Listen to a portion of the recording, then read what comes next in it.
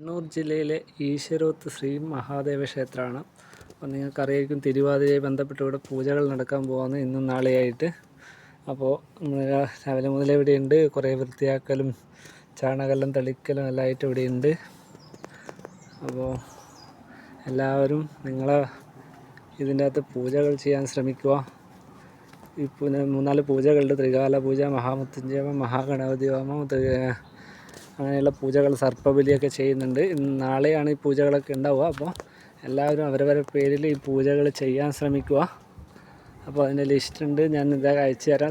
സ്കാനറെല്ലാം ഉണ്ട്. അപ്പോൾ നിങ്ങൾ പേയ്മെൻറ്റ് ചെയ്താൽ നിങ്ങളെ പേരിൽ ഡീറ്റെയിൽ അയച്ചു തന്നാൽ നിങ്ങൾക്കും പൂജ ചെയ്യാൻ പറ്റും. ഇത് നമ്മളെ വനശാസ്താവാണ്, അയ്യപ്പൻ്റെത്. ഇതാണ് നമ്മളെ കുട്ടിച്ചാത്തൻ്റെ പ്രതിഷ്ഠ. അപ്പോൾ ഇന്ന് നമ്മൾ ഇതെല്ലാം ക്ലീനാക്കിയിട്ടുണ്ടായിരുന്നു. അപ്പോൾ ഇതിന് പെയിൻറ്റ് ചെയ്യാൻ പറഞ്ഞിട്ടുണ്ട്. അപ്പോൾ ഇന്ന് പെയിൻറ്റൊക്കെ ചെയ്യാൻ വേണ്ടിയിട്ടുള്ള തയ്യാറെടുപ്പിലാണ്. ഇത് ഭക്ഷണത്തിനുള്ള സൗകര്യം ഉള്ള ഒരു ഇത്. അപ്പോൾ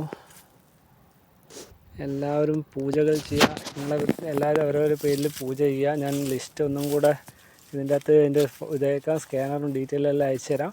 അപ്പോൾ എല്ലാവരും നിങ്ങളുടെ പേരിൽ ആ പൂജകൾ ചെയ്യുക.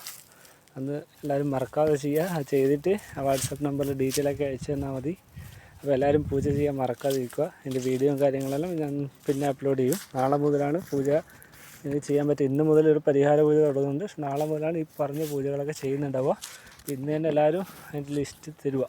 പേയ്മെൻറ്റ് ചെയ്ത് എൻ്റെ ഡീറ്റെയിൽ, നിങ്ങളെ നക്ഷത്രം പേരും ഒക്കെ തന്നു കഴിഞ്ഞാൽ നിങ്ങളുടെ പേരിൽ ആ പൂജ ചെയ്യുന്നതായിരിക്കും. Okay, by.